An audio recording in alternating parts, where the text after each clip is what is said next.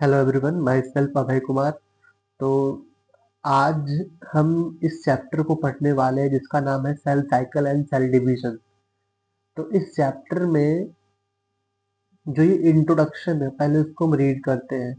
जैसे इसमें लिखा हुआ है कि are you aware that all organism even the largest start their life form as a single cell. सभी सिंगल सेल से स्टार्ट करता है। You may wonder how a single cell then goes on to a form such large organism. तो इसके लिए growth और reproduction जो है वो कैरेक्टरिस्टिक है सेल का। Indeed of all living organism, all cell reproduce by dividing into two with each parent give rising to a two daughter cell each time, they giving rise to a new cell population that is formed by the growth and division of a single parental cell and progeny. In other words, such cycle of growth and division allows the single cell to form a structure consisting of millions of cells. मतलब ये कहना चाहता है कि जो ये introduction वाला part है, ये कहना चाहता है कि जितना भी ऑर्गेनिज्म है वो सभी जो है वो अपना सिंगल सेल से ही जो है अपना सिंगल सेल से ही स्टार्ट करता है लाइफ को, और वो ग्रोथ करता है, रिप्रोडक्शन करता है। रिप्रोडक्शन करके एक सेल दो सेल में डिवाइड होता है और फिर वो ग्रो करता है। तो ऐसे ही करते करते करते करते ये जो ऑर्गेनिज्म होता है वो बहुत सारे सेल का बन जाता है। इसी को बोलते हैं, और ये बार बार करता है जिससे कि सेल साइकिल हो सके। हेलो एवरीवन, माई सेल्फ अभय। तो आज हम पढ़ने वाले हैं चैप्टर जो है वो है cell cycle and cell division. तो लाइन बाय लाइन पढ़ेंगे इस चैप्टर को। Cell division is very important process in all living organism. जो सेल डिवीजन है, एक सेल दो सेल में डिवाइड होता है, ये बहुत इंपॉर्टेंट है हर एक ऑर्गेनिज्म में। During the division of cell division, during the division of a cell, DNA replication and cell growth also take place. जब एक सेल जो है वो डिवाइड करके दो सेल बनाता है तो इस प्रोसेस के अंदर डीएनए रेप्लिकेशन होता है, डीएनए रेप्लिकेशन होता है, सेल ग्रोथ होता है। ठीक है, all this process that is cell division, DNA replication and cell growth hence have to take place in a coordinated way to ensure correct division and the formation of a progeny cell containing intact genome। मतलब ये कहना चाहता है कि जो ये cell division है, तो सेल डिवीजन के जस्ट बाद डीएनए रेप्लिकेशन होना बहुत जरूरी है, फिर उसके बाद ग्रोथ होना बहुत जरूरी है। ये सब एक कोऑर्डिनेटेड वे में अगर हो रहा है तभी जो है वो सेल साइकिल कहलाएगा।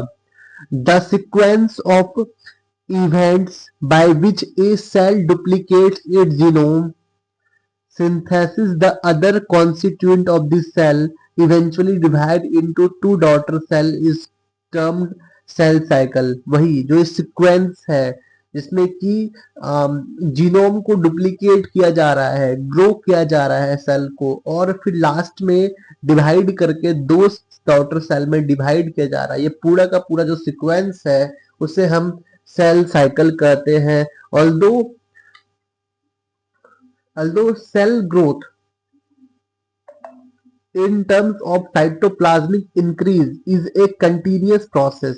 ये क्या है? कंटिन्यूस प्रोसेस है। जो साइटोप्लाज्म में ग्रोथ होने वाला जो चीज है ये कंटिन्यूस प्रोसेस है, ये हमेशा होते रहता है। DNA synthesis occurs only during one specific stage in the cell cycle. जो डीएनए सिंथेसिस है, जो डीएनए रिप्लिकेशन है, वो एक ही स्टेज में होता है सेल साइकिल के। The replicated chromosome DNA are then distributed to daughter nuclei by complex series of events during cell division। और फिर जो ये रेप्लिकेटेड क्रोमोसोम है फिर उसको जो है डिस्ट्रीब्यूट किया जाता है दो डॉटर न्यूक्लियाई में by a complex series of event during cell division. These events are themselves under genetic control। और ये खुद जो है वो जेनेटिक कंट्रोल के अंदर होता है। ऐसा कुछ भी नहीं है कि जो जेनेटिक कंट्रोल के अंदर ना हो। अगर जेनेटिक कंट्रोल में नहीं होगा तो वो एक्सेस में ग्रोथ कर जाएगा और वहां पे कैंसर काउज हो जाएगा।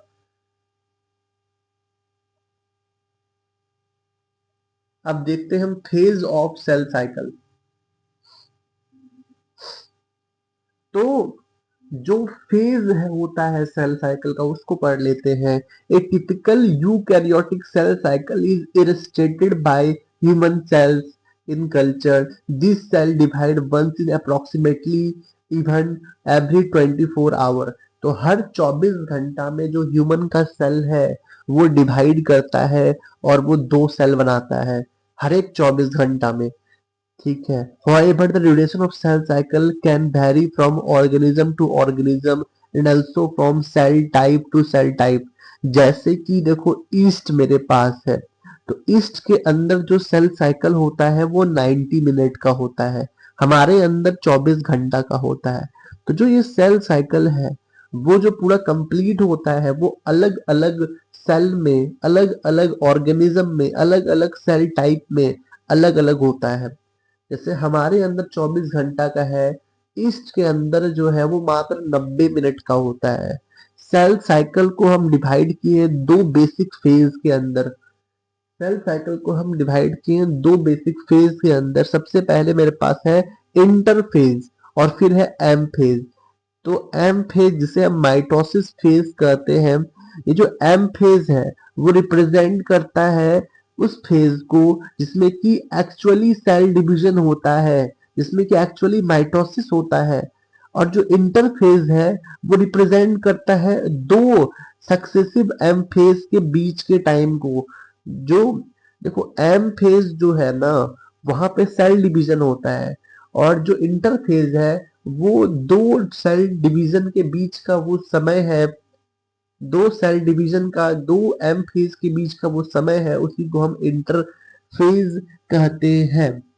It is significant to note that in the every 24 hour average duration of cell cycle of human cell जो कि है, ठीक है, cell division proper last for only about an our.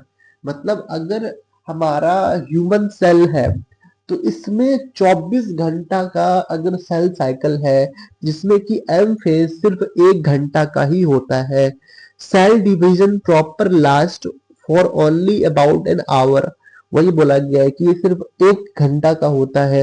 Interphase last more than 95 of the duration of the cell cycle. Cell division सिर्फ 1 घंटा के लिए होता है, जो इंटरफेज है वो 95% ड्यूरेशन के लिए होता है। मतलब 23 घंटा इंटरफेज हो रहा है, 1 घंटा सिर्फ जो है वो एम फेज हो रहा है। तो 95% जो ड्यूरेशन है सेल साइकिल का वो हमारा इंटरफेज का है। जो एम फेज है वो स्टार्ट होता है न्यूक्लियर डिवीजन से। जो एम फेज है वो स्टार्ट होता है न्यूक्लियर डिवीजन से, corresponding to separating the daughter chromosome, जिसे हम क्या बोलते हैं, कैरियोकाइनेसिस बोलते हैं। जिसे हम कैरियोकाइनेसिस बोलते हैं, जब न्यूक्लियस का डिवीजन होता है तो इसे हम कैरियोकाइनेसिस बोलते हैं।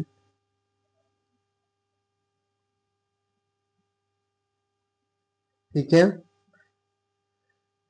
And usually and with the division of cytoplasm, जिसे कि हम साइटोकाइनेसिस कहते हैं। तो स्टार्ट तो होता है न्यूक्लियर का डिवीजन से जिसे हम कैरियोकाइनेसिस बोलते हैं, और खत्म होता है सेल के डिवीजन से जिसे हम साइटोकाइनेसिस बोलते हैं।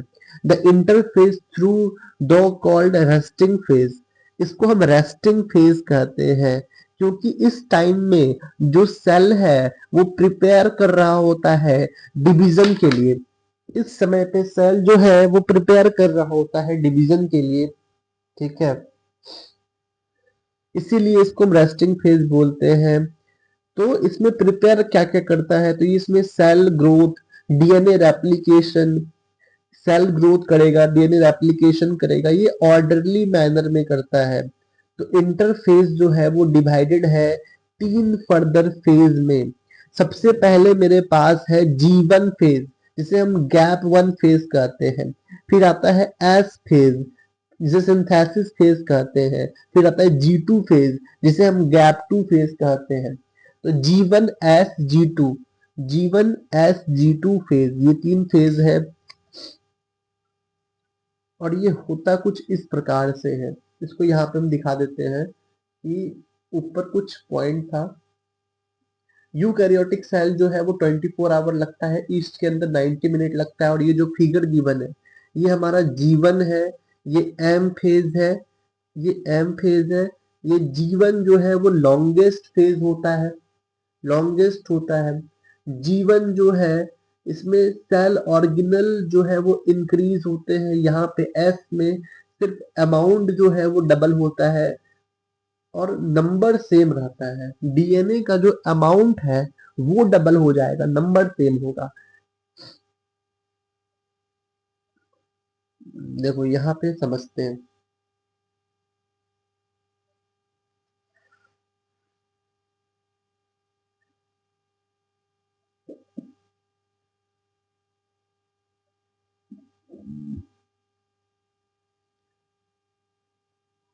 यहाँ पे देखेंगे तो यहाँ पे जो G1 फेज है correspond to the interval between mitosis and initiation of DNA replication।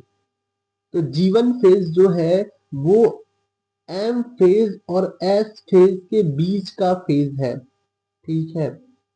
During G1 phase, the cell is metabolically active and continuous grow। यहाँ पे सेल जो है वो मेटाबॉलिकली एक्टिव होता है और ग्रो करता है, but it does not replicate it's DNA. DNA replication कहाँ पे होता है? एस फेज में होता है, सिंथेसिस फेज में होता है। और यहाँ पे अमाउंट जो है पर सेल वो डबल होता है। इनिशियल अमाउंट अगर 2C था तो वो इंक्रीज होके 4C में कन्वर्ट हो जाएगा, लेकिन यहाँ पे कोई इंक्रीज नहीं होगा नंबर ऑफ क्रोमोसोम में। यहाँ पे ऐसा नहीं होगा कि पहले 2N था, एस फेज के बाद वो 4N हो जाएगा, नहीं। पहले भी अगर 2N था, एस फेज के बाद भी वो 2N ही रहेगा। सिर्फ अमाउंट जो है 2C से 4C में कन्वर्ट हो जाएगा। 2C से 4C में सिर्फ अमाउंट डबल हो रहा है, नंबर सेम है। अगर 2N है तो 2N ही रहेगा।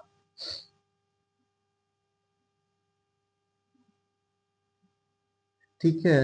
इन animal cell during the S phase DNA replication begin in the nucleus and centriole duplicate in the cytoplasm.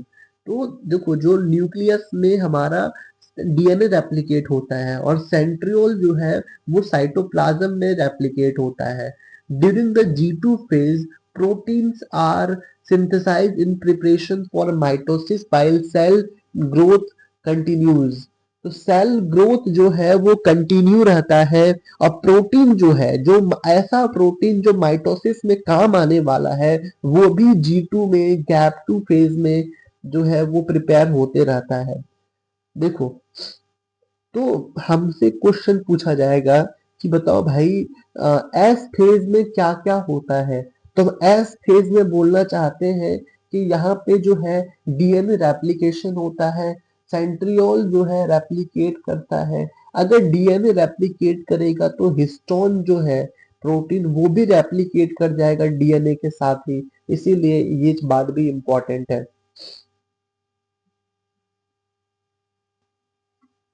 देखो यहाँ पे कुछ लिखा हुआ है कि सम सेल जो है एडल्ट एनिमल में do not appears to exhibit cell division. मतलब कुछ सेल जो है वो सेल डिवीजन नहीं करता है, जैसे कि हार्ट का सेल वो डिवीजन नहीं करता है। And many other cell divide only occasionally as needed to replace the cell. तो कुछ सेल ऐसा भी है जो कभी रेप्लिकेट नहीं करता, फॉर एग्जांपल हार्ट सेल। और कुछ सेल ऐसा है जो कि ओकेजनली जो है वो कभी कभी जो है जब जरूरत पड़ता है तो रिप्लेस करने के लिए वो रेप्लिकेट करता है। जैसे कुछ सेल मानो डेथ हो गया कुछ सेल का, तो उस चीज को रेप्लिकेट करने के लिए, रिप्लेस करने के लिए वहां पे उस सेल को आना पड़ता है। तो these cell that do not divide further exit G1 phase to enter the inactive stage called quiescent stage, जिसे हम G0 से रिप्रेजेंट करते हैं। मतलब हुआ क्या, जो हमारे पास जीवन फेज था, उस जीवन फेज को वो एग्जिट मार दिया, जीवन फेज से ही वो एग्जिट मार दिया और जो है वो जी नोट फेज में चला गया। ये फेज जो है वो इनएक्टिव स्टेज है, जिसमें कि सेल जो है वो मेटाबॉलिकली एक्टिव रहता है, लेकिन ये प्रोलिफरेट नहीं करता है जब तक इसको बोला ना जाए। समझ में आया कुछ बात? फिर से बोलते हैं, जीवन फेज से एग्जिट करता है कुछ सेल और वो जी नॉट में घुस जाता है। जो जी नॉट वाला सेल है वो मेटाबॉलिकली जो है एक्टिव है, लेकिन इसको हम इनएक्टिव स्टेज कहते हैं, क्योंकि यहाँ पे सेल डिवाइड नहीं करता है जब तक इसको बोला ना जाए। तो ये एक प्रकार का इनएक्टिव स्टेज है, लेकिन मेटाबॉलिकली एक्टिव है, मेटाबॉलिकली एक्टिव है, और ये तब तक डिवाइड नहीं करता है जब तक इसको बोला ना जाए। यही था इसके बारे में क्वेश्चन स्टेज, यही है। एनिमल में mitotic cell division is only seen in the diploid somatic cell. Animal के अंदर जो माइटोटिक सेल डिवीजन है वो सिर्फ डायप्लॉइड सेल में ही दिखता है। मतलब एनिमल में याद रखने वाला बात ये है कि जो हमारा माइटोसिस है वो हमारा डायप्लॉइड ऑर्गेनिज्म में देखने को मिलता है। इसका रीजन क्या है? क्योंकि देखो, माइटोसिस जो है वो क्या करता है, डिवाइड करके ऐसा सेल बनाता है जिसके अंदर जो हमारा डीएनए था, जो नंबर था डीएनए का, अगर डायप्लॉइड था तो वो डायप्लॉइड ही बनेगा। ठीक है, इसीलिए माइटोसिस में क्या होता है, जैसे हम लोग हैं एनिमल, तो हमारे अंदर का जो बॉडी, कोई भी बॉडी पार्ट का सेल है वो डायप्लॉइड है। यहाँ पे जब माइटोसिस होता है तो डायप्लॉइड का डायप्लॉइड ही बनता है। तो एनिमल सेल में याद रखना है कि डायप्लॉइड का डायप्लॉइड ही बनेगा, माइटोसिस डायप्लॉइड के अंदर ही होगा। लेकिन एक्सेप्शन क्या है? Male honey B. एक्सेप्शन क्या है? Male honey bee. अब प्लांट में क्या होता है भैया, प्लांट में हैप्लॉइड के अंदर भी और डायप्लॉइड के अंदर भी, दोनों के अंदर माइटोसिस होता है। हमारे अंदर, एनिमल के अंदर सिर्फ डायप्लॉइड के अंदर होता है, एक्सेप्शन सिर्फ मेल हनी बी है। तो वही लिखा हुआ है यहाँ पे कि माइटोसिस जो है वो हम लोग के अंदर सिर्फ डायप्लॉइड में देखने को मिलता है, जिसमें कि कुछ एक्सेप्शन है, जैसे कि कौन है, मेल हनी बी, जिसमें कि हैप्लॉइड में भी देखने को मिल जाता है। लेकिन प्लांट के अंदर जो है हैप्लॉइड और डायप्लॉइड दोनों के अंदर देखने को मिलता है। ठीक है, तो वही ऊपर लिखा हुआ है कि एनिमल के अंदर, डायप्लॉइड के अंदर माइटोसिस होता है, एक्सेप्शन क्या है, मेल हनी बी, और प्लांट के अंदर हैप्लॉइड डायप्लॉइड दोनों के अंदर माइटोसिस देखने को मिलता है। कैसा हाथ आ रहा है?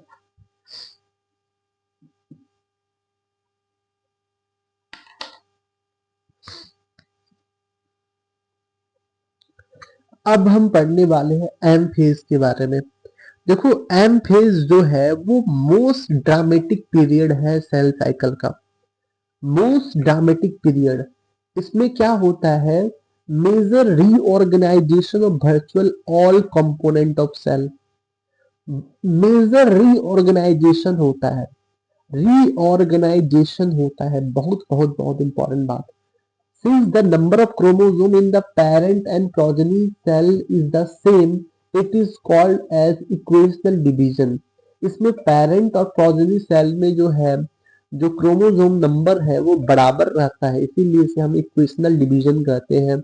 दो for convenience mitosis have been divided into 4 stage of nuclear division. Nuclear division को कैरियोकाइनेसिस बोलते हैं। It is very essential to understand that cell division is a progressive process and very clear cut lines can not be drawn. ठीक है, between various stage karyokinesis involve following 4 stage. ये 4 stage को दिखाता है, जिसमें कि प्रोफेज, मेटाफेज, एनाफेज, टीलोफेज, ये 4 phase है। Prophase, metaphase, anaphase, telophase. Prophase, metaphase, anaphase, telophase. याद कैसे करेंगे? पीमैट, पीमैट से याद रखेंगे। PMAT, prophase, metaphase, anaphase, telophase. Prophase, metaphase, anaphase, telophase. सबसे पहले चल रहे हैं हम प्रोफेज के ऊपर। तो प्रोफेज में पढ़ने से पहले थोड़ा सा जो जानकारी हम लिखे हैं उसको समझना इम्पोर्टेंट है कि प्रोफेज में होता क्या है। जो एम फेज 4 फेज में डिवाइडेड है उसमें सबसे पहले प्रोफेज है। तो प्रोफेज में सबसे पहले जो है वो क्रोमेटिन कंडेंस होना स्टार्ट होता है। जो क्रोमेटिन है वो कंडेंस होना स्टार्ट होगा। सेंट्रोजोम जो है वो अपोजिट एंड पे मूव करना स्टार्ट होगा। कुछ कुछ जो सेल ऑर्गेनेल है वो डिसअपेयर होने लगेगा। ये 3 चीज होता है प्रोफेज में। सबसे पहले क्रोमेटिन कंडेंस होने लगेगा। सेकंड, सेंट्रोमेयर जो है वो अपोजिट एंड की तरफ मूव करना स्टार्ट करने लगेगा। और थर्ड जो है सेल ऑर्गेनेल डिसअपियर हो जाएगा। सेल ऑर्गेनेल डिसअपियर हो जाएगा। ठीक है। और यहाँ पे कुछ ऐसा गिवन है कि जो सेंट्रोजोम है, सेंट्रोजोम से स्पिंडल फाइबर निकलता है। ठीक है, सेंट्रोजोम से स्पिंडल फाइबर निकलता है और एस्टर निकलता है। ठीक है, सेंट्रोजोम से स्पिंडल फाइबर निकलता है और एस्टर निकलता है। इन दोनों को साथ में हम कहते हैं माइटोटिक अपरेटस। इन दोनों को हम साथ में माइटोटिक अपरेटस कहते हैं। जो एस्टर है वो माइक्रोट्यूब्यूल से बना हुआ होता है, माइक्रोट्यूब्यूल से। तो पढ़ते हैं वे क्या लिखा हुआ है। तो prophase which is the first stage of karyokinesis of mitosis follows the S phase and G2 phase of the interphase। ठीक है, in the S and G2 phase the DNA new DNA molecule formed are not distinct but intertwined। Prophase is marked by the initiation of condensation of chromosomal material।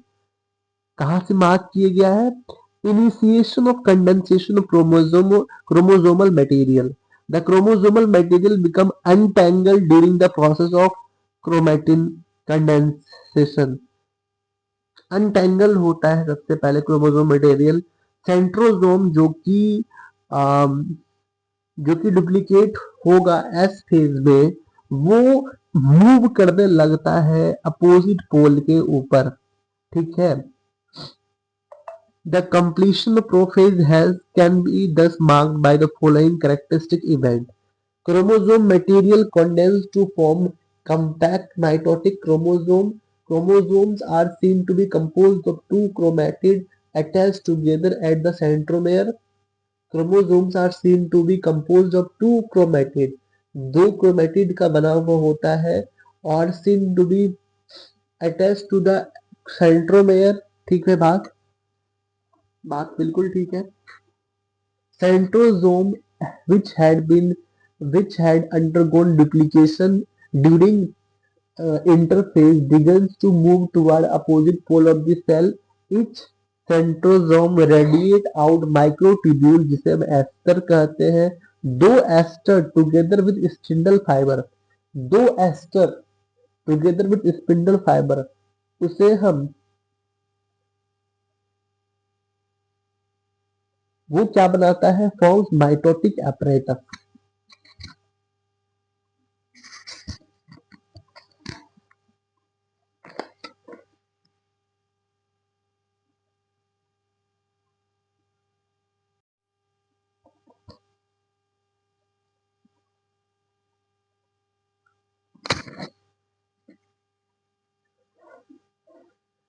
तो होता क्या है यहाँ पे? Cell जो है ना, एंड ऑफ द प्रोफेज, जब उसको देखा जाता है माइक्रोस्कोप से तो ये इसके अंदर Golgi complex, endoplasmic reticulum, nucleolus और जो न्यूक्लियर इन्वेलप है वो दिखता नहीं है, डू नॉट शो।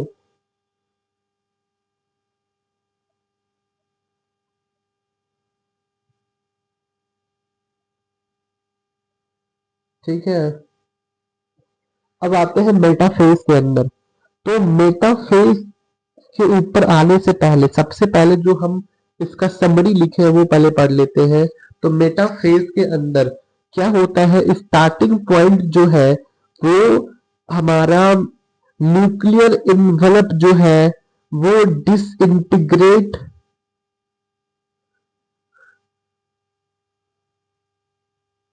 होने लगता है, कंप्लीट हो जाता है डिसइंटीग्रेट करना। देखो मेटाफेज में क्या होगा, जो हमारा न्यूक्लियोलस न्यूक्लियर इन्वेलप जो डिसइंटीग्रेट हो रहा था वो कंप्लीटली डिसइंटीग्रेट हो जाएगा। यहाँ पे कंडेंसेशन कंप्लीटली हो जाएगा, ठीक है। इसके बाद जो है स्पिंडल फाइबर जो है वो अटैच होगा गायनेटोकॉर से। After that chromosome metaphasic plate पे पहुंचेगा, और ये बेस्ट टाइम है स्टडी करने के लिए। तो वही देखो लिखा हुआ है मेटाफेज के अंदर, the complete disintegration of chromo of nuclear envelope marks the start of second phase of mitosis, hence the chromosome are spread through cytoplasm of the cell, ठीक है। by this stage condensation of chromosome is completed and they can be observed clearly under the microscope. This then is the stage which morphology of chromosome is most easily studied. At this stage, metaphase chromosome is made up of two sister chromatids, ठीक है, which are held together by the centromere, जो हम पहले बोल चुके वही है। Small disc-shaped structure at the surface of centromere, small disc जैसा शेप जैसा होता है सेंट्रोमेयर के सरफेस के ऊपर, जिसे हम काइनेटोकोर कहते हैं। देखो ऊपर दिखाया है समरी के बगल में कि सेंट्रोमेयर के बगल में जो क्रोमेटिड है उसके ऊपर डिस्क जैसा स्ट्रक्चर दिख रहा है, उसे बोलते हैं काइनेटोकोर।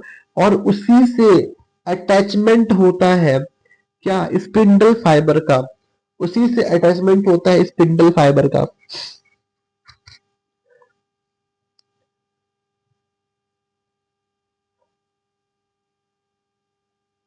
जो कि क्या करता है, ये स्पिंडल फाइबर जो काइनेटोकोर से अटैच्ड है ये इसको सेंटर ऑफ द सेल पे लाता है।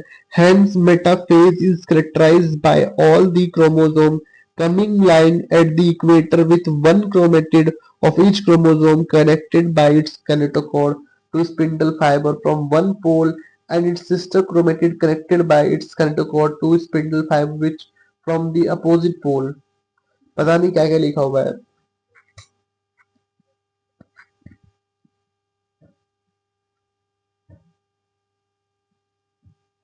कुछ ना कुछ लिखा हुआ है जो कि बकवास पार्ट है।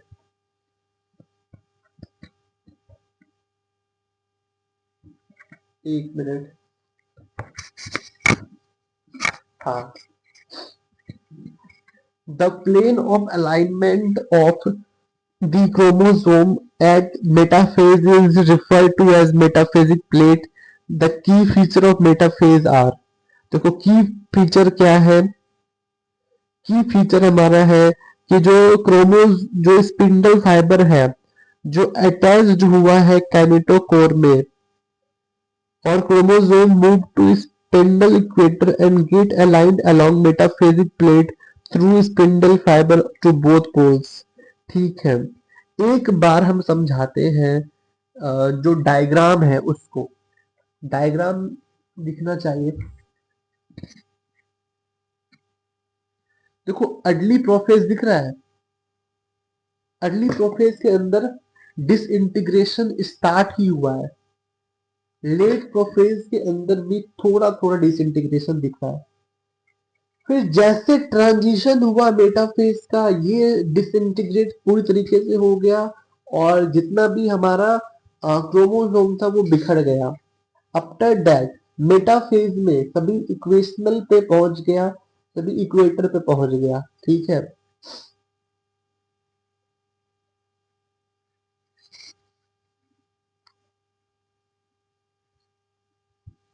एक सेकेंड और,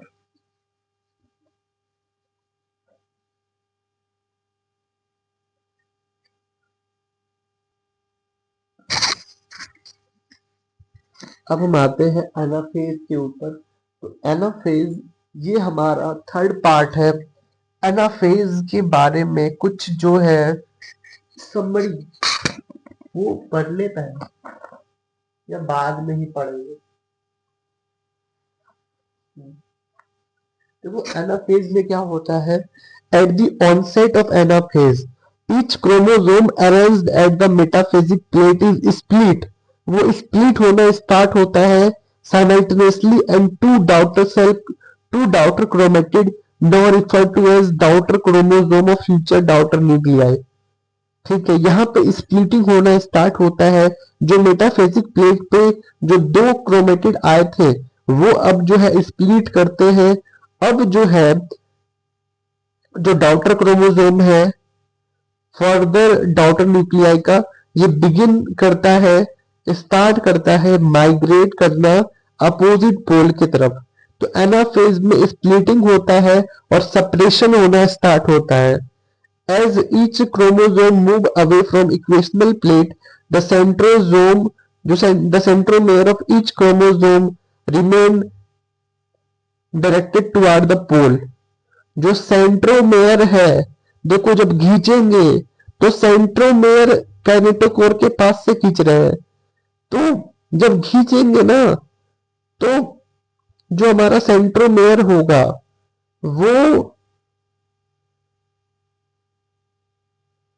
पोल की तरफ होगा।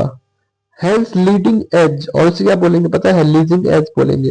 With the arms trailing behind, और आर्म्स कहाँ होगा, पीछे की तरफ होगा, मतलब वो भी शेप बनाएगा, भी शेप बनाएगा। दस एनाफेजिक स्टेज इज कैरेक्टराइज बाय, देखो जैसे यहाँ पे फिगर हम बनाया छोटा सा कि ये पोल है और ये सेंट्रोमेयर है, वो पोल की तरफ दिख रहा है और आर्म जो है वो पीछे की तरफ दिख रहा है, ट्रेलिंग बिहाइंड। तो वही हमें से दिखाया गया भी शेप से इस डायग्राम में।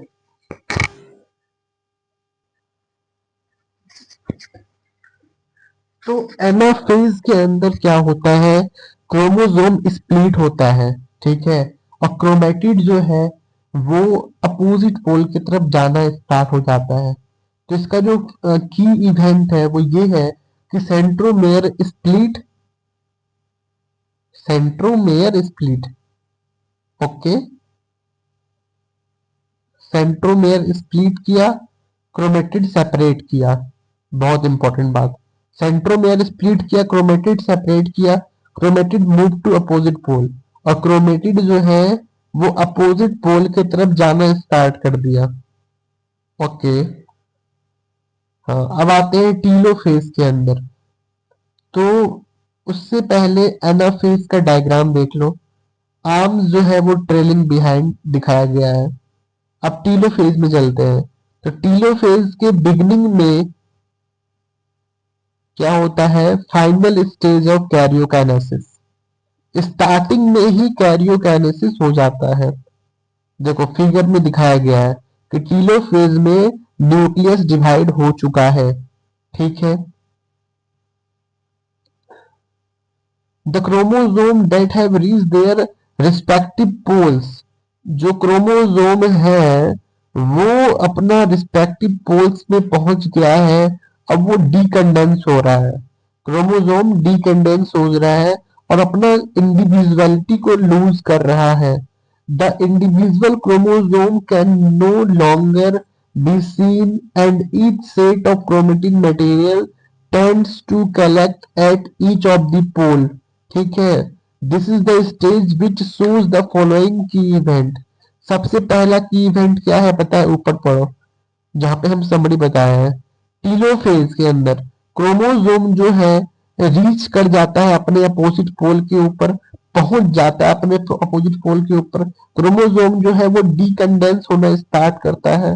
क्रोमोसोम क्या करेगा, डीकंडेंस होना स्टार्ट करेगा, न्यूक्लियर इन्वेलप डेवलप हो जाएगा और सेल ऑर्गेनल रिफॉर्म हो जाएगा। तो वापस से पढ़ते देखो, chromosome cluster at the opposite spindle poles, ठीक है, and identity is lost as discrete element, nuclear envelope develop around the chromosome cluster at each pole, formation forming two daughter nuclei, nucleus, Golgi complex and ER reform. ठीक है, दिख रहा है ये telophase का है। ये साइटोकाइनेसिस का नहीं फिगर है, गलती से भी साइटोकाइनेसिस की आदत करना। ये हमारा टीलोफेज का फिगर है जो दिखाया गया है। अब आते हैं साइटोकाइनेसिस के ऊपर। देखो, साइटोकाइनेसिस का मतलब होता है सेल डिवीजन, सेल को डिवाइड करना। तो mitosis complies not only the segregation of duplicated chromosome, mitosis it comprises not only the segregation of duplicated chromosome into two different nuclei, इसे हम karyokinesis बोलते हैं, but the cell itself is divided into two daughter cell by separation of cytoplasm called cytokinesis। मतलब कहना ये चाहता है कि माइटोसिस के अंदर सिर्फ न्यूक्लियस डिवीजन नहीं होता है, इसके अलावा साइटोकाइनेसिस भी होता है, सेल डिवीजन भी होता है, जिसमें कि जो सेल है वो डिवीजन कंप्लीट हो जाता है। एनिमल सेल के अंदर जो है फरो बनता है, अपीयरेंस ऑफ फरो। फरो मतलब क्या होता है पता है? जैसे देखो यहाँ पे टीलोफेज का फिगर में फरो बना है, हाँ। और प्लांट के अंदर सेल प्लेट बनता है, सेल प्लेट अंदर से बनता है। तो फिर से बोल रहे हैं, एनिमल सेल के अंदर फरो देखने को मिलता है प्लाज्मा मेम्ब्रेन में। फरो जो है, फरो ग्रेजुअली डिपेंड्स, ये डिप करता है and ultimately join in the centre, dividing the cytoplasm into two. Plant cells, however, are enclosed by relatively inextensible cell wall. Therefore, they undergo cytokinesis by different mechanism. क्या बोला गया फिर से पढ़ते हैं, however are enclosed by a relatively inextensible cell wall। कौन? Plant के अंदर, हाँ, ठीक है। Therefore, they undergo cytokinesis by different mechanism. In plant cell, wall formation is started in the center of the cell and grows outward to meet the existing lateral walls. The formation of new walls begin with the formation of simple precursor called the cell plate. Cell plate अंदर से बनता है, that represent the middle lamella. The cell plate middle lamella को represent करता है between the walls of the two adjacent cells. At the time of cytoplasmic division, organelles like plastid, MP get distributed between the two daughter cells. In some organisms, karyokinesis is not followed by cytokinesis, as a result of which multinucleate condition arises leading to formation of syncytium। मतलब multi nucleate condition जब देखने को मिलेगा तो उस case को हम बोलते हैं सिंसिटियम। जिस एग्जांपल क्या है? Liquid liquid endospermic coconut.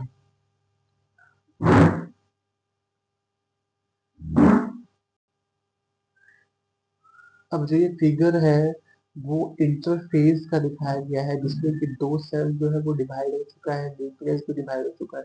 ये इंटरफेज का दिखाया गया है फिगर। और ये सब हम पढ़ चुके हैं, मिडिल लैमेला को रिप्रेजेंट करता है, ये multinucleate condition, syncytium, liquid endospermic coconut, सब पढ़ चुके हैं।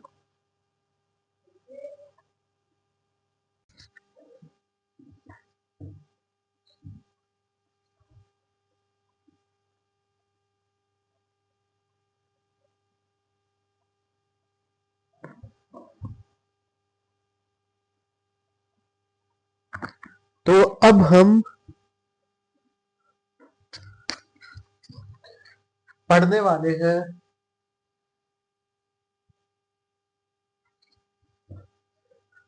Significance of mitosis. ठीक है, तो सबसे पहले माइटोसिस और the equational division is usually restricted to the dipole cell only. However, in some lower plant and in some social insect, haploid cell also divide by mitosis. बिल्कुल clear है। It is very essentially to understand the significance of the division in the life of an organism. Are you aware of some example where you have studied about haploid and diploid insect? Mitosis usually result in the production of diploid daughter cell with identical genetic complement। इसमें देखो mitosis जो है ना वो diploid daughter cell बनाता है जिसमें कि जो कॉम्प्लीमेंट है जेनेटिक वो आइडेंटिकल होता है। The growth of multicellular organism is due to mitosis. जो मल्टीसेलुलर ऑर्गेनिज्म का ग्रोथ हुआ है वो माइटोसिस की वजह से हुआ है। Cell growth result in disturbing the ratio between the nucleus and cytoplasm. देखो सेल जब ग्रोथ होता है ना तो उसके वजह से जो न्यूक्लियस और साइटोप्लाज्म का रेशियो होता है वो डिस्टर्ब हो जाता है। It therefore become essential for the cell to divide to restore the nucleocytoplasmic ratio. तो डिवाइड सेल क्यों करता है? क्योंकि वो रिस्टोर कर सके न्यूक्लियोसाइटोप्लाज्मिक रेशियो को। A very significant contribution of mitosis is cell repair। बहुत इंपॉर्टेंट है, ये सेल रिपेयर करता है। The cells of the upper layer of the epidermis, cells of lining of gut, the blood cells are being constantly replaced। Mitotic division in the meristematic tissue, the apical and the lateral cambium result in the continuous growth of the plant throughout their life। तो ये था।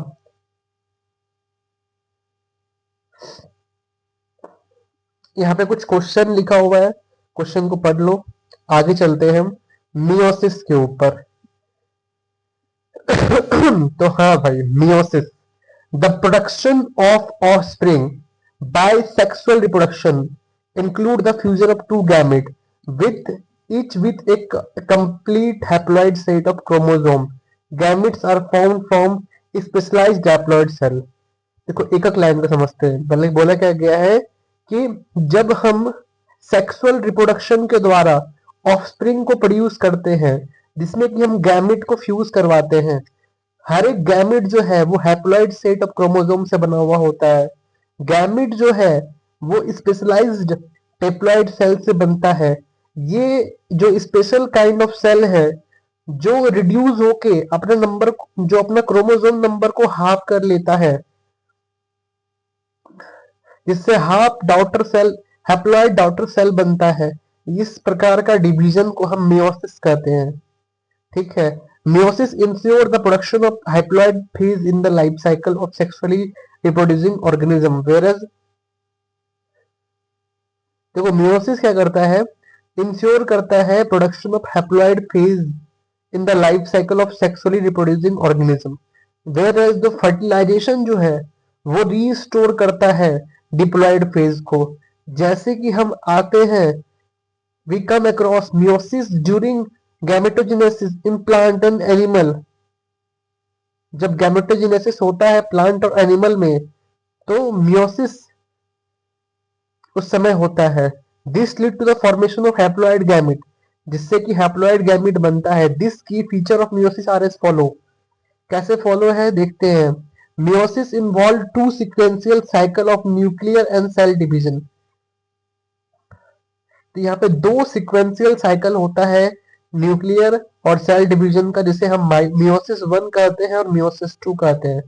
But only a single cell of DNA replication, लेकिन सिर्फ और सिर्फ एक बार ही DNA replication होता है। Meiosis 1 is initiated after parent chromosome have replicated to produce identical sister chromatid at the S phase। देखो यहाँ पे हम समझाए हैं कि होमोलोजस क्रोमोसोम और sister chromosome chromatid sister chromosome में क्या डिफरेंस है। देखो होमोलोजस में दोनों क्रोमोसोम एक जैसा है तो इसे बोल दिए होमोलोगस क्रोमोसोम। सिस्टर क्रोमेटिड, तो सिस्टर क्रोमेटिड जो है एक क्रोमोसोम के में जो दो क्रोमेटिड है उसे हम सिस्टर क्रोमेटिड कहते हैं, लेकिन अलग अलग क्रोमोसोम का जो क्रोमेटिड है उसे हम नॉन सिस्टर क्रोमेटिड कहते हैं। तो meiosis one is initiated after the parental chromosome have replicated to produce identical sister chromatid at the S phase। ठीक है। meiosis involved pairing of homologous chromosome। meiosis में pairing होता है homologous chromosome का and the recombination between non-sister chromatid of homologous chromosome। और recombination में देखने को मिलता है 4 haploid cell are formed at the end of the meiosis 2। 4 haploid cell बनते हैं। meiotic event can be grouped under the following phases. Prophase 1 होता है, प्रोफेज 2 होता है, मेटाफेज 1 होता है, मेटाफेज 2 होता है, एनाफेज 1, एनाफेज 2, टेलोफेज 1, टेलोफेज 2। अब आते हैं meiosis 1 पे। ये तो सिर्फ इंट्रोडक्शन था meiosis का। अब चलते हैं meiosis 1 के ऊपर।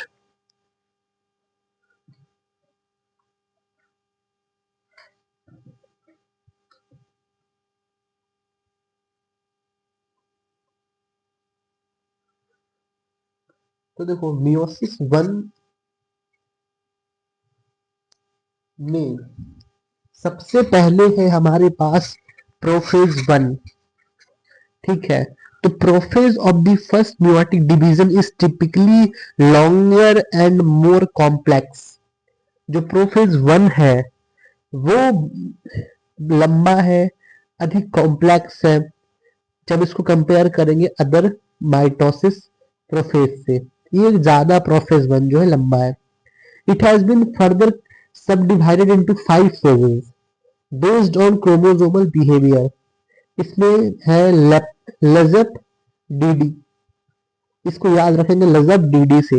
Leptotene, zygotene, pachytene, diplotene, diakinesis. लजप डीडी, लजप डीडी, लजप DD, LZP DD. Leptotene, zygotene, pachytene, diplotene, diakinesis. Crossing over किसमें होता है?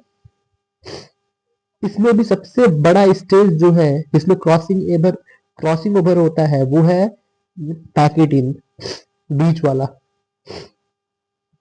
देखो होता क्या है, सबसे पहले देखो समझो बात को। यहाँ पे सब लिखे हुए समरी में लैप्टोटिन में जो है क्रोमोसोम स्टार्ट होता है कंडेंस होना, और यहाँ पे क्रोमोसोम विजिबल होना स्टार्ट हो जाता है। तो पढ़ते हैं during leptotene stage the chromosome become gradually visible under the light microscope. Very important. The compaction of chromosome continues throughout lactotin. This is followed by the second stage of prophase called zygotin। अब देखो zygotin में क्या होता है।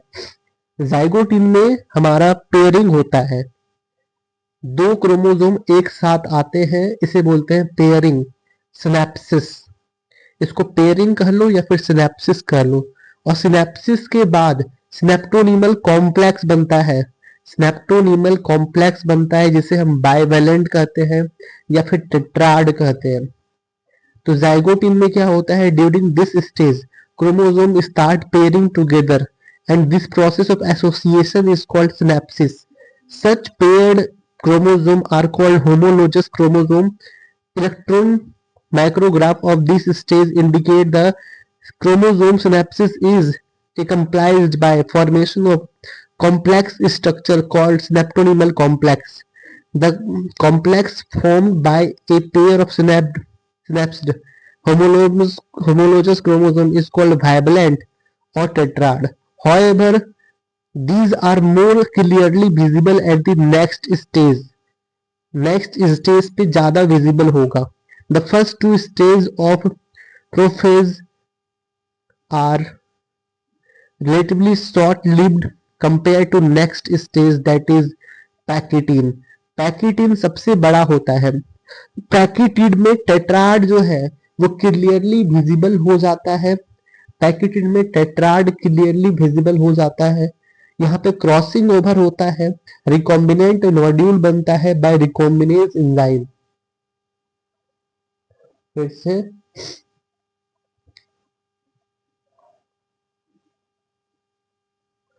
तो पैकिटीन में tetrad clearly visible हो जाता है, क्रॉसिंग ओवर होता है, रिकॉम्बिनेंट नोड्यूल बनता है बाय रिकॉम्बिनेस एंजाइम। तो पढ़ते हैं इसके अंदर। तो पैकिटीन में क्या होता है, during this stage the four chromatid of each vibrant chromosome during this stage the four chromatid of each bivalent chromosome become distinct and clearly appear as tetrad. This stage is characterized by the appearance of a recombination nodule, the site at which crossing over occur between non-sister chromatid of the homologous chromosome.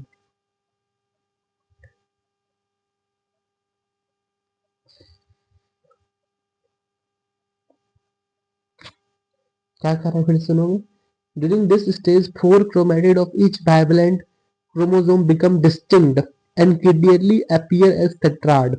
This stage is characterized by the appearance of recombination nodule, the site at which crossing over occur between non-sister chromatid of the homologous chromosome. Crossing over is the exchange of genetic material between homologous chromosome. हाँ समझ में आया। इसे इसे क्या बोलते हैं, recombination nodule कहते हैं।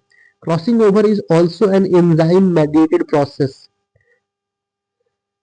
ये एंजाइम मेडिएटेड प्रोसेस है और इसमें जो एंजाइम यूज होता है उसे बोलते हैं recombinase.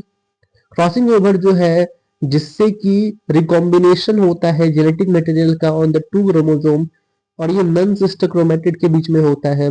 Recombination between the homologous chromosome is completed at the end of packaging, leaving the chromosome linked at the site of crossing over.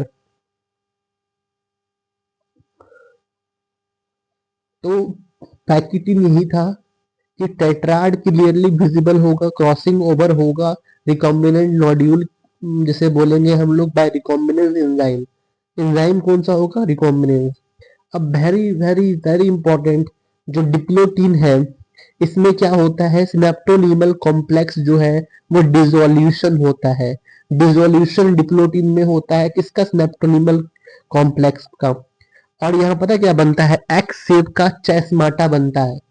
चेस्माटा बनता है एक्स शेप का। इन ऊ side diplotene last for years. तो ऊ साइड में क्या होता है, जैसे ओवम है तो ओवम के अंदर जो प्रोफेज वन के अंदर जो डिप्लोटीन स्टेज है यहाँ पे जो है वो अरेस्टेड होता है फॉर ईयर्स तक। तो डिप्लोटीन का पढ़ लो यहाँ पे। The beginning of diplotin is recognized by dissolution of this leptonymal complex and the tendency of recombined homologous chromosome of the bivalent to separate from each other except at the site of crossing over. The X-shaped structure are called chasmata in oocyte of some vertebra. Diplotin can last for month or year. ये years तक होता है या month तक होता है। अब देखो डाइकेनेसिस में क्या होगा, टर्मिनलाइजेशन ऑफ चेस्माटा। जो चेस्माटा बना था उसका टर्मिनलाइजेशन होगा। Chromosome fully condensed. तो क्रोमोसोम जो है चेस्माटा का टर्मिनलाइजेशन होगा, क्रोमोसोम पूरी तरीके से कंडेंस हो जाएगा, स्पिंडल फॉर्म्ड हो जाएगा, न्यूक्लियर इन्वेलप डिसअपेयर हो जाएगा। जो लैप्टोटीन है और जाइगोटीन है ये पैकेटीन से छोटा है। The final stage of meiotic first phase 1 is dikinesis. This is marked by terminalization of chasmata. During this phase, the chromosomes are fully condensed and meiotic spindle is assembled to prepare the homologous chromosome for separation. By the end of dikinesis, the nucleus disappears and nuclear envelope also breaks down. Dikinesis represents transition to metaphase 1.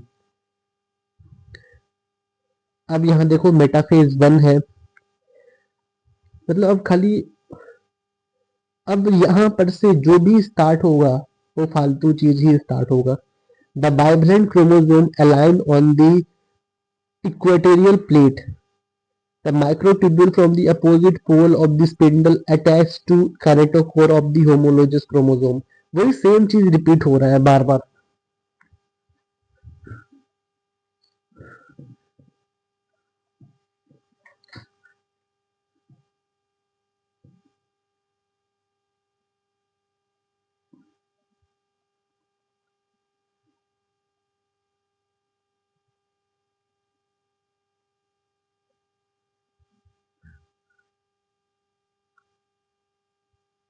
तो जो ये figure है, ये figure में क्या show किया गया है कि प्रोफेज 1 हुआ, मेटाफेज 1 हुआ। मेटाफेज में दिख रहा है दो अलग अलग क्रोमोजोम के ऊपर, दो अलग अलग क्रोमोजोम के ऊपर जो है काइनेटोकोर से कनेक्टेड है। एनाफेज में वो सेपरेट हुआ, टीलोफेज में जो है वो अलग अलग हो गया न्यूक्लियस। तो एनाफेज में क्या हुआ, the homologous chromosome separate while sister chromatid remain associated at the centromere। Sister chromatid जो है यहाँ पे वो सेंट्रोमेयर से कनेक्टेड है, ठीक है। तो यहीं पे क्या हुआ, क्रोमोसोम हाफ हो गया, क्रोमोसोम नंबर हाफ हो गया, अमाउंट उतना ही है। फिर टीलोफेज 1 में क्या होता है, the nuclear membrane and nucleus reappear, cytokinesis follows and this is called as diad of the cell। Telophase 1 जो है वो डायड ऑफ सेल कहलाता है। Although in many cases the chromosome do undergo dispersion, they do not reach the extreme extended state of interphase nucleus। The stage between two meiotic division is called interkinesis। दो meiotic division के बीच का जो space होता है, stage होता है, उसे हम इंटरकाइनेसिस बोलते हैं, इंटरफेज नहीं, interkinesis. And is generally short lived, और बहुत बहुत कम समय के लिए होता है। There is no replication of DNA during interkinesis. Interkinesis के वक्त कोई डीएनए रेप्लिकेशन नहीं होता है। Interkinesis is followed by the prophase 2, a much simpler prophase than prophase 1। ठीक है, अब देखो मियोसिस 2 पे चलते हैं हम। देखो मियोसिस 2 पूरा आसान है, माइटोसिस 1 के तरह ही है। Prophase 2, meiosis 2 is initiated immediately after cytokinesis, usually before the chromosome have fully elongated. In contrast to meiosis 1, meiosis 2 resemble a normal mitosis। The nucleus membrane disappear by the end of prophase 2, the chromosome again become compact।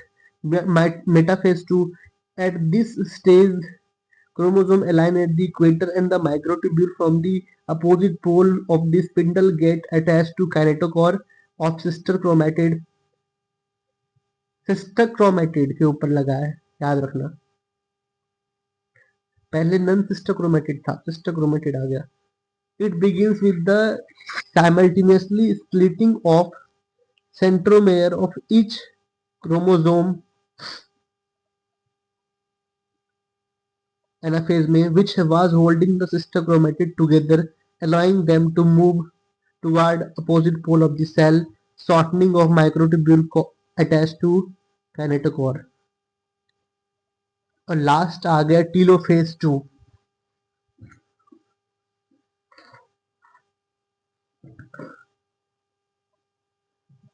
एक बार figure देखेंगे,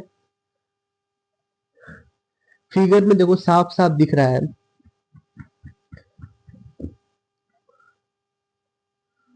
figure में साफ साफ दिख रहा है कि हुआ क्या है, ठीक है। अब टीलोफेज 2 आ गए। meiosis end with telophase 2 in which the two group of chromosome once get enclosed by nuclear envelope। cytokinesis follow resulting in the formation of tetrad of cell, 4 haploid daughter cell बनता है। Significance क्या है meiosis का, देखो significance देखा है तो meiosis is the mechanism by which,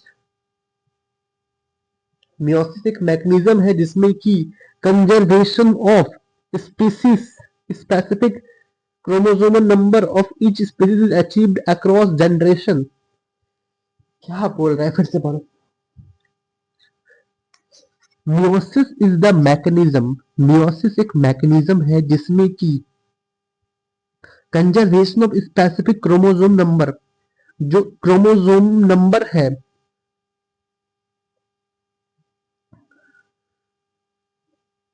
वो अचीव्ड होता है after generation in sexually reproducing organism. सही बात है। इवन दो दे प्रोसेस पर से paradoxically result in the it also increases the genetic variability in the population of organism from one generation to the next. Variation are very important for the process of evolution. तो ये chapter complete हुआ। अगर ये आपको अच्छा लगा हो chapter